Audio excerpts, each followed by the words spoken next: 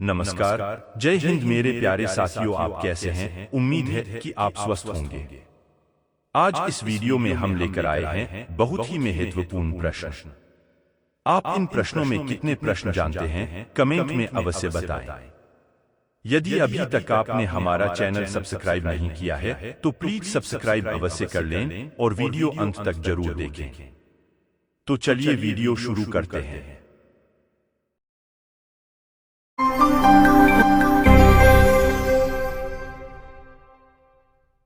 प्रिय मित्रों, Mainpuri academy channel में आपका स्वागत है। दोस्तों, इस वीडियो में भारत का भूगोल से संबंधित महत्वपूर्ण प्रश्नों को लिया गया है। दोस्तों, ये वो प्रश्न हैं जो किसी न किसी परीक्षाओं में पूछे गए हैं। यदि आप कंपटीशन एग्जाम की तैयारी कर रहे हैं तो यह वीडियो आपके लिए महत्वपूर्ण हो सकता है। यदि वीडियो पसंद आए तो प्लीज लाइक, शेयर व चैनल सब्सक्राइब करना ना भूलें। तो चलिए शुरू करते हैं। ये रहा पहला प्रश्न। क्षेत्रफल की दृष्टि से विश्व के देशों का सही क्रम क्या है? ए. रूस, चीन, कनाडा, अमेरिका। बी. रूस, अमेरिका, कनाडा, चीन। सी. रूस, कनाडा, अमेरिका, चीन। डी. कनाडा, रूस, अमेरिका, चीन। इस प्रश्न का सही जवाब है सी. रूस, कनाडा, अमेरिका, चीन। स्पष्टीकरण। देश क्षेत्रफल। 1. रूस 1,07,75,400 वर्ग किलोमीटर। 2. कनाडा 99,84,670 वर्ग किलोमीटर। 3. अमेरिका 98,26,675 वर्ग किलोमीटर। 4. चीन 95,98,094 वर्ग किलोमीटर। विश्व में भारत 32,87,263 वर्ग किलोमीटर के साथ 7वें स्थान पर है। ये रहा दूसरा प्रश्न। भारत के कितने राज्यों से होकर कर्क रेखा गुजरती है? ए. 6। बी. 9। सी. 8। डी. 7। इस प्रश्न का सही जवाब है सी. 8। स्पष्टीकरण। भारत में कर्क रेखा 8 राज्यों गुजरात, राजस्थान, मध्य प्रदेश, छत्तीसगढ़, झारखंड, पश्चिम बंगाल, त्रिपुरा तथा मिजोरम से होकर गुजरती है। ये रहा तीसरा प्रश्न। भारतीय मानक समय की याम्योत्तर नहीं गुजरती है? ए. आंध्र प्रदेश। बी. झारखंड। सी. छत्तीसगढ़। डी. उत्तर प्रदेश। इस प्रश्न का सही जवाब है बी. झारखंड। स्पष्टीकरण। भारतीय मानक समय रेखा 82.5 डिग्री पूर्व भारत के 5 राज्यों से है। उत्तर से दक्षिण का क्रम है उत्तर प्रदेश, मध्य प्रदेश, छत्तीसगढ़, उड़ीसा और आंध्र प्रदेश। इसमें झारखंड नहीं है। ये रहा चौथा प्रश्न। भारत का दक्षिणतम बिंदु कहाँ स्थित है? ए. बड़ा निकोबार। बी. कन्याकुमारी। सी. लक्षद्वीप। डी. जम्मू कश्मीर। इस प्रश्न का सही जवाब है बी. कन्याकुमारी। स्पष्टीकरण। भारत के सबसे दक्षिणतम बिंदु केप कोमोरिन, कन्याकुमारी, तमिलनाडु, वहीं मुख्य भूमि से दूर दक्षिणतम बिंदु इंदिरा पॉइंट, अंडमान और निकोबार द्वीप समूह भी माना जाता है।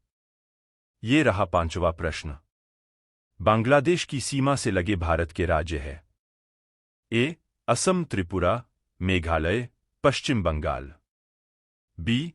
सिक्किम, असम, नागालैंड, पश्चिम बंगाल।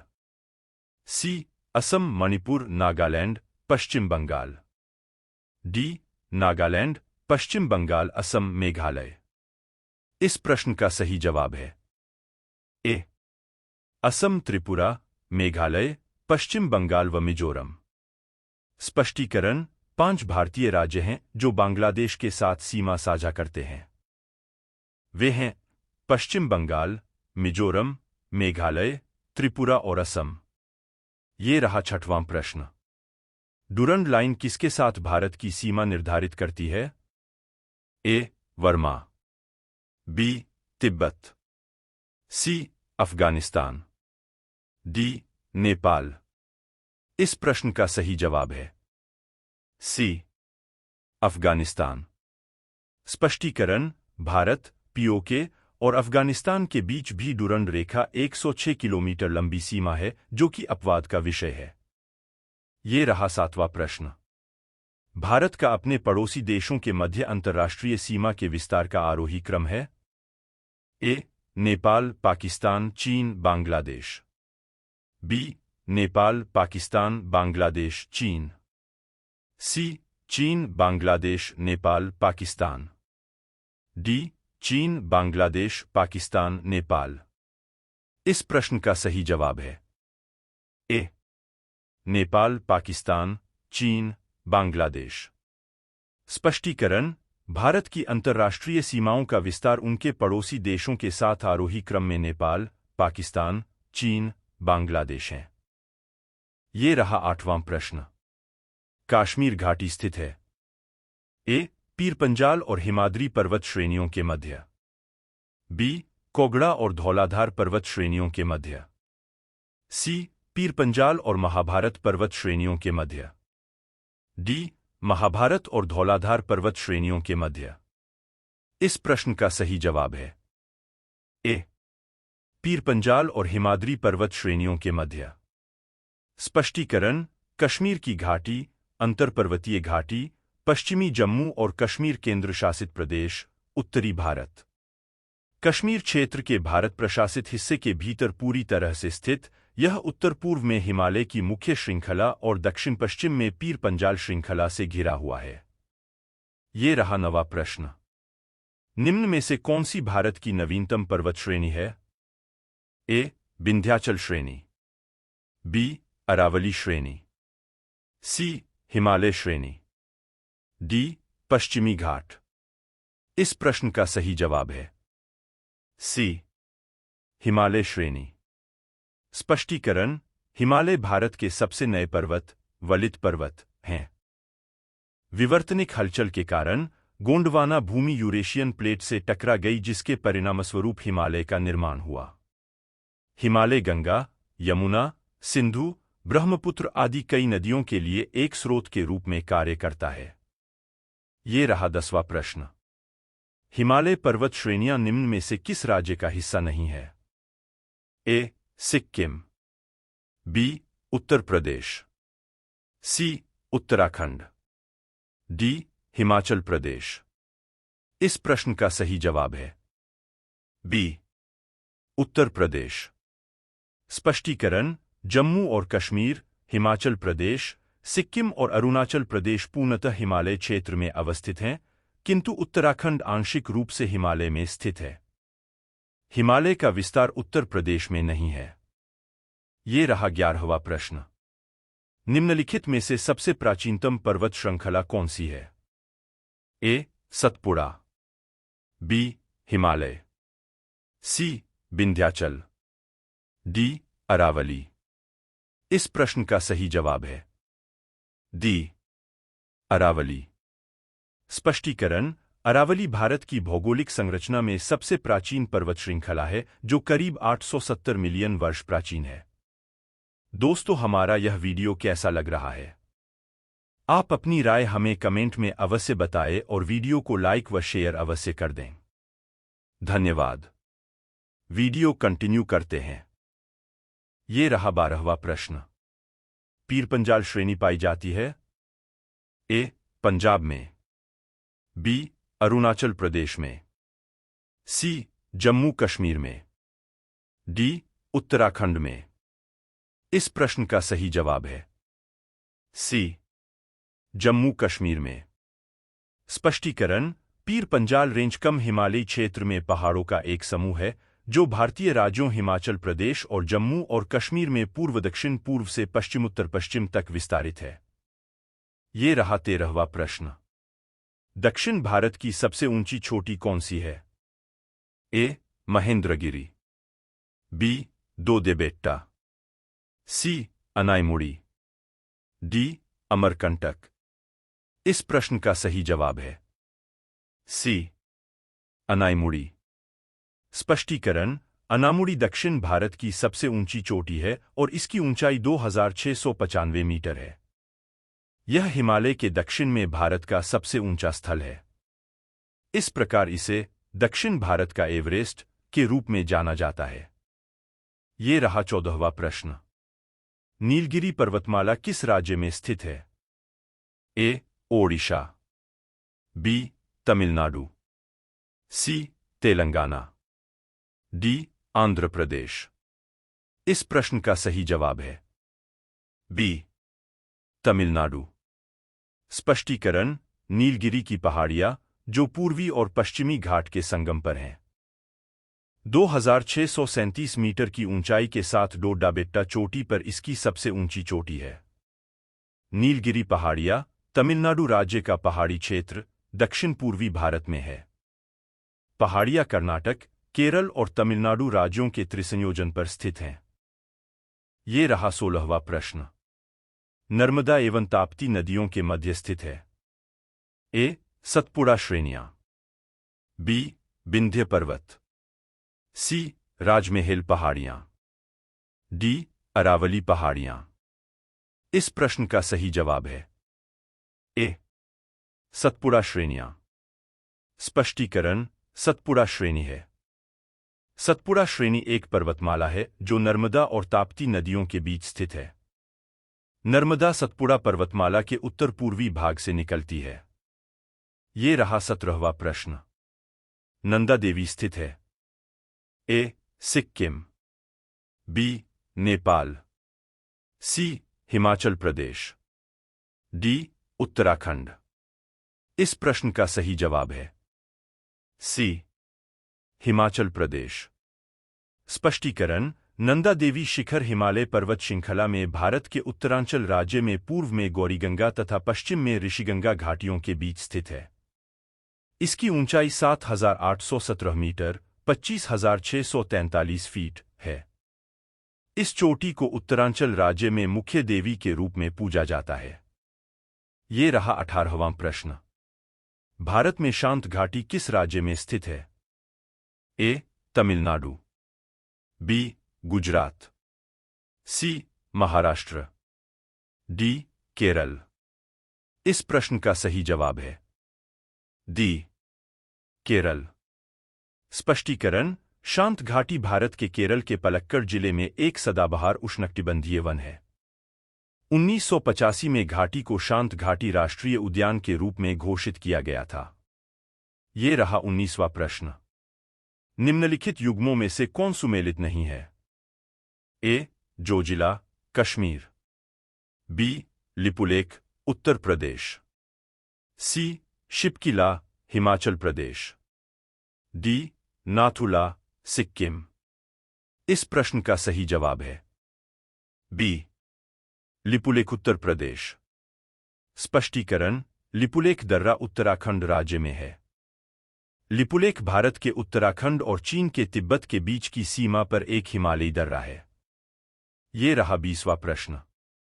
निम्न में से कौन सा हिमनद सबसे बड़ा है? ए. बियाफो, बी. बाल्टोरो, सी. सियाचिन, डी. चोगोलुंगना। इस प्रश्न का सही जवाब है सी. सियाचिन।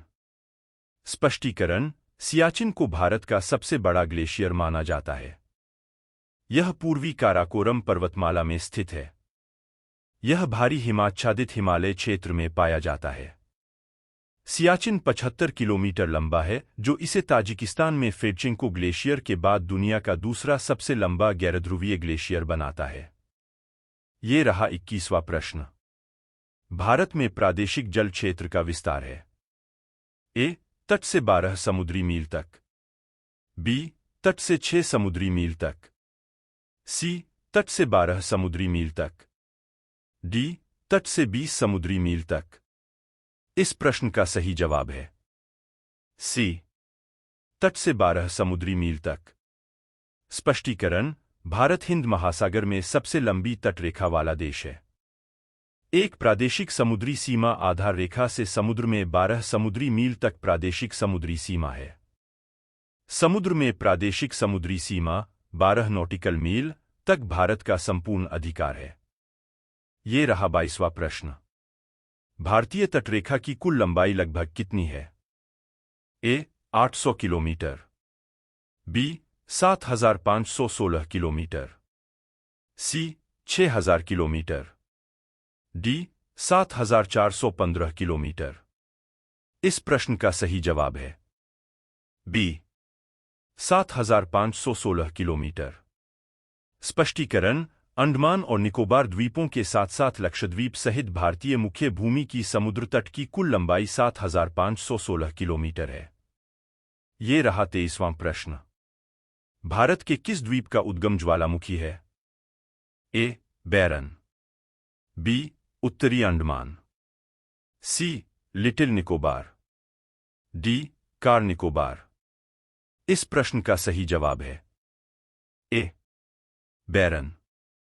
स्पष्टीकरण: बैरन द्वीप अंडमान द्वीपों में सबसे पूर्वी द्वीप है। यह भारत ही नहीं अपितु दक्षिण एशिया का एकमात्र सक्रिय ज्वालामुखी है। ये रहा 24वां प्रश्न। 10 डिग्री चैनल पृथक करता है? ए. अंडमान को म्यांमार से, बी. भारत को श्रीलंका से, सी. अंडमान को निकोबार द्वीप से, डी. लक्षद्वीप को मालदीव से। इस प्रश्न का सही जवाब है सी. अंडमान को निकोबार द्वीप से। स्पष्टीकरण: 10 डिग्री चैनल बंगाल की खाड़ी में अंडमान द्वीप और निकोबार द्वीप समूह को एक दूसरे से अलग करता है। द्वीपों के दो समूह मिलकर भारतीय केंद्रशासित प्रदेश अंडमान निकोबार द्वीप समूह का निर्माण करते हैं। ये रहा 25वां प्रश्न। विदर्भ एक प्रादेशिक नाम है भारत में और यह ए. मध्य प्रदेश का अंग है, बी. महाराष्ट्र का अंग है, सी. ओडिशा का अंग है, डी. गुजरात का अंग है। इस प्रश्न का सही जवाब है बी. महाराष्ट्र का अंग है। स्पष्टीकरण: विदर्भ भारतीय राज्य महाराष्ट्र के पूर्व में एक भौगोलिक क्षेत्र और पश्चिमी भारत का एक प्रस्तावित राज्य है, जिसमें राज्य के अमरावती और नागपुर डिवीजन शामिल हैं। ये रहा 26वां प्रश्न। भारत का निम्नलिखित राज्यों में से किसे भारत का कोहिनूर कहा जाता है? ए. मध्य प्रदेश, बी. केरल, सी. राजस्थान, डी. आंध्र प्रदेश। इस प्रश्न का सही जवाब है डी. आंध्र प्रदेश। स्पष्टीकरण: आंध्र प्रदेश को भारत का कोहिनूर कहा जाता है। हीरा मोटे तौर पर आंध्र प्रदेश के गोलकोंडा में कृष्णा नदी के तट पर कोल्लूर खदान में चट्टानी मिट्टी के गड्ढों में पाया जाता है। ये रहा 27वां प्रश्न। भारत का कौन सा राज्य अधिकतम सीमाओं को स्पर्श करता है? ए. उत्तर प्रदेश, बी. महाराष्ट्र, सी. राजस्थान, डी. दिल्ली। इस प्रश्न का सही जवाब है ए. उत्तर प्रदेश। स्पष्टीकरण: उत्तर प्रदेश एकमात्र राज्य है जिसने अधिकतम राज्यों के साथ अपनी सीमाएं साझा की हैं। उत्तर प्रदेश अपनी सीमाओं को 9 राज्यों केंद्र शासित प्रदेशों के साथ साझा करता है। यह नेपाल के साथ अंतर्राष्ट्रीय सीमा भी साझा करता है। ये रहा 28वां प्रश्न। राष्ट्रीय राजधानी क्षेत्र में सम्मिलित नहीं है? ए. उत्तर प्रदेश, बी. राजस्थान, सी. पंजाब, डी. हरियाणा। इस प्रश्न का सही जवाब है सी. पंजाब। स्पष्टीकरण: राष्ट्रीय राजधानी क्षेत्र में हरियाणा, उत्तर प्रदेश और राजस्थान के कुल 22 जिलों को राष्ट्रीय राजधानी क्षेत्र में शामिल किया जा चुका है, जिसमें पंजाब शामिल नहीं है। ये रहा 29वां प्रश्न। ब्रह्मपुत्र नदी तिब्बत में किस नाम से जानी जाती है? ए. चकमुदुक, बी. हिमजुग, सी. पद्या, डी. सांपो। इस प्रश्न का सही जवाब है डी. सांपो।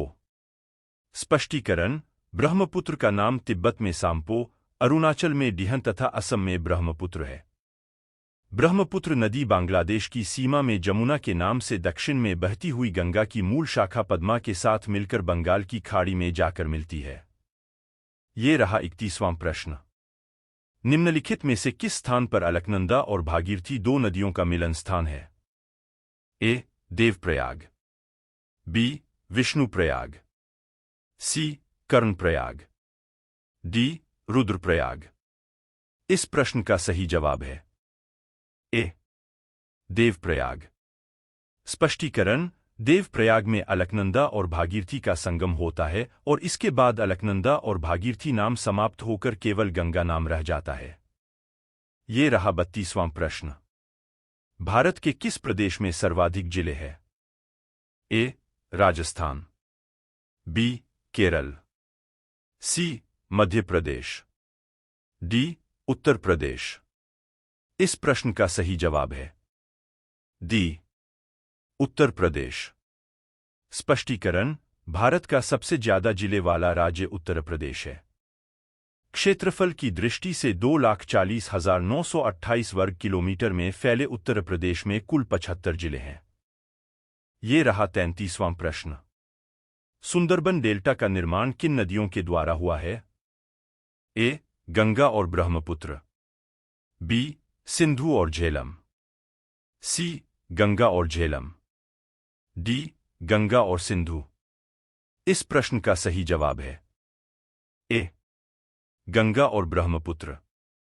स्पष्टीकरण: सुंदरबन डेल्टा गंगा ब्रह्मपुत्र नदियों द्वारा निर्मित है। सुंदरबन बंगाल की खाड़ी में गंगा, ब्रह्मपुत्र और मेघना नदियों के संगम से बनने वाले डेल्टा में एक मैंग्रोव क्षेत्र है।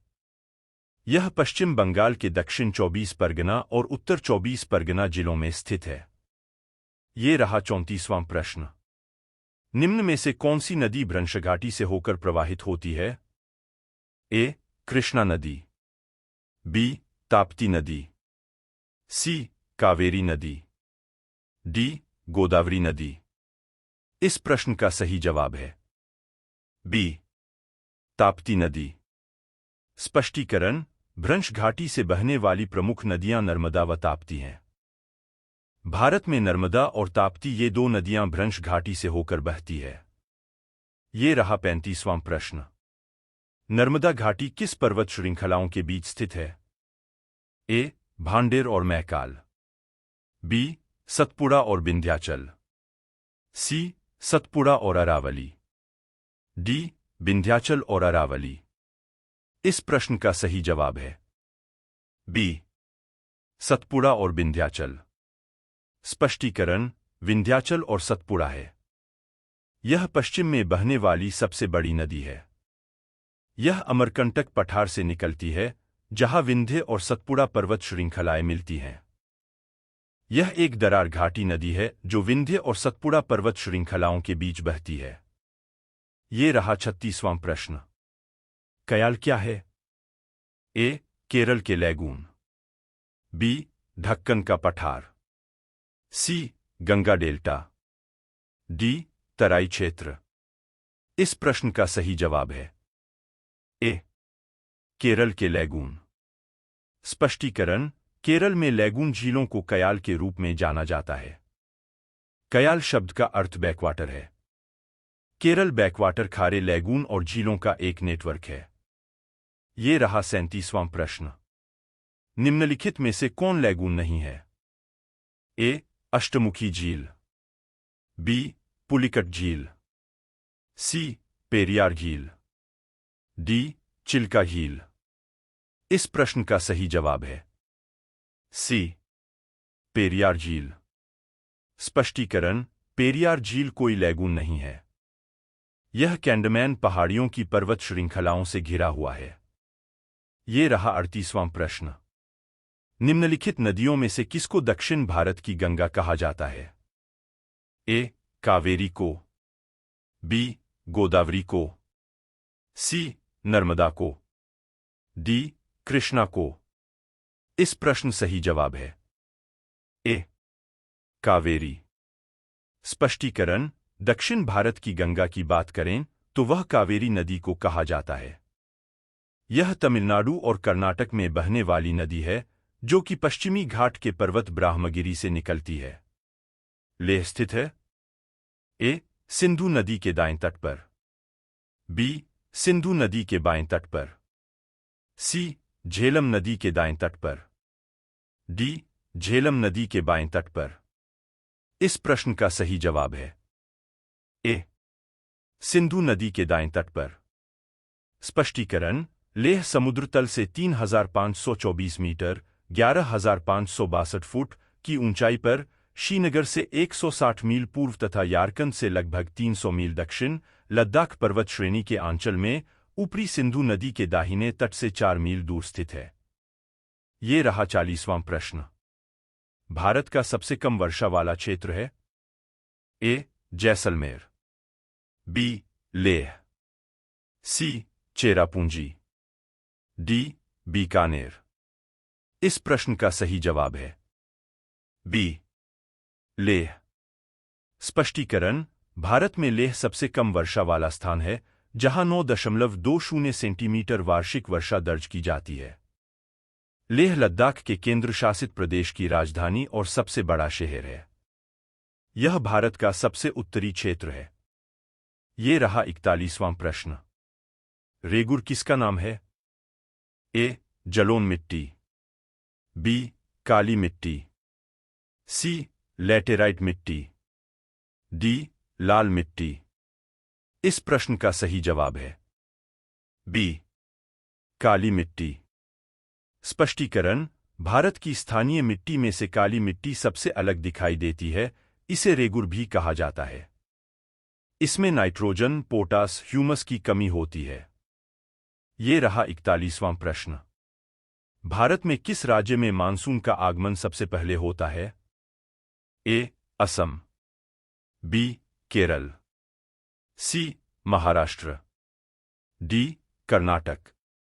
इस प्रश्न का सही जवाब है बी. केरल।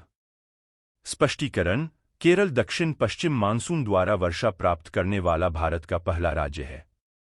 दक्षिण पश्चिम मानसून से प्राप्त वर्षा मौसमी होती है, जो जून और सितंबर के बीच होती है।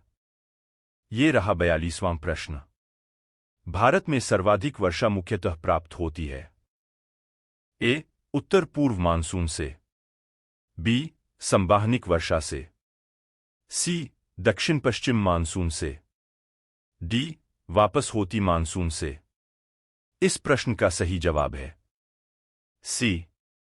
दक्षिण पश्चिम मानसून से। स्पष्टीकरण: दक्षिण पश्चिमी मानसून द्वारा भारत में जुलाई अगस्त सितंबर में काफी वर्षा होती है। इस दौरान थल पर तापमान अधिक होने के कारण दाब कम होता और इसलिए हवाएं जल से थल के ओर चलती हैं। यह नम वायु भारत में मानसून का कारण है। ये रहा 43वां प्रश्न। भारत में सबसे बड़ा मिट्टी का वर्ग है? ए. लाल मिट्टी, बी. बलुई मिट्टी, सी. कछारी मिट्टी, डी. काली मिट्टी। इस प्रश्न का सही जवाब है सी. कछारी मिट्टी। स्पष्टीकरण: भारत में कछारी, जलोढ़ मिट्टी सबसे बड़ा मिट्टी समूह है। सिंधु गंगा ब्रह्मपुत्र नदी घाटियों में गाद जमा होती है, जिससे जलोढ़ मिट्टी का निर्माण होता है। यह भारत की लगभग आधी आबादी को सबसे प्रभावी कृषि भूमि प्रदान करता है। ये रहा 44वां प्रश्न। कत्था बनाने के लिए किस पेड़ की लकड़ी का प्रयोग होता है? ए. बबूल, बी. साजा, सी. खैर, डी. साल। इस प्रश्न का सही जवाब है सी. खैर। स्पष्टीकरण: कत्था खैर के वृक्ष की लकड़ी से निकाला जाता है। इसका वृक्ष काफी बड़ा होता है और लगभग पूरे भारत में से पाया जाता है, लेकिन उत्तर प्रदेश के खैर शहर में इसकी अधिक मात्रा पाए जाने के कारण इसका नाम खैर पड़ा। खैर बबूल की प्रजाति का ही पेड़ है। ये रहा 45वां प्रश्न। इंदिरा गांधी नहर का उद्गम स्थल है? ए. गांधी सागर बांध, बी. हरिके बैराज, सी. भाखड़ा बांध, डी. गोविंद बल्लभ सागर। इस प्रश्न का सही जवाब है बी. हरिके बैराज। स्पष्टीकरण: इंदिरा गांधी नहर भारत की सबसे लंबी नहर है। इस नहर का उद्गम सतलुज और ब्यास के संगम पर पंजाब में स्थित हरिके बैराज से है। ये रहा 46वां प्रश्न। दामोदर घाटी निगम की स्थापना कब हुई? ए. 1946 में, बी. 1945 में, सी. 1948 में, डी. 1947 में। इस प्रश्न का सही जवाब है सी 1948 में। स्पष्टीकरण: दामोदर घाटी निगम भारत का बहुउद्देशीय नदी घाटी परियोजना है। निगम 7 जुलाई 1948 को स्वतंत्र भारत की प्रथम बहुउद्देशीय नदी घाटी परियोजना के रूप में अस्तित्व में आया। यह नदी घाटी परियोजना झारखंड में बनाई गई। ये रहा 47वां प्रश्न।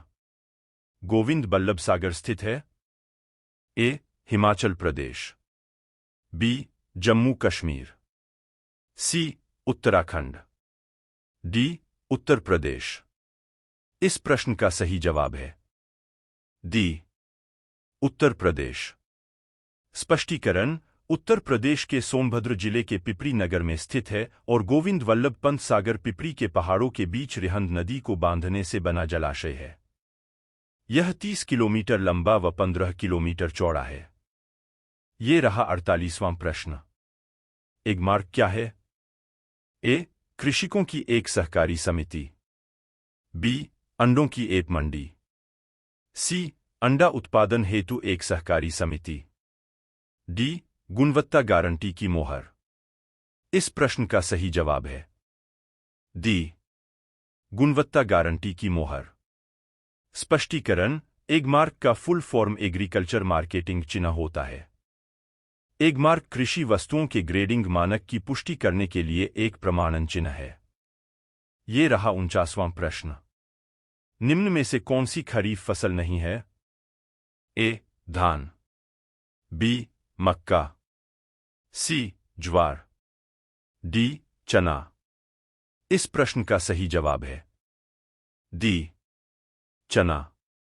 स्पष्टीकरण: रबी की फसलों में गेहूं, आलू, मटर, चना, अलसी, सरसों और जौ प्रमुख रूप से शामिल हैं।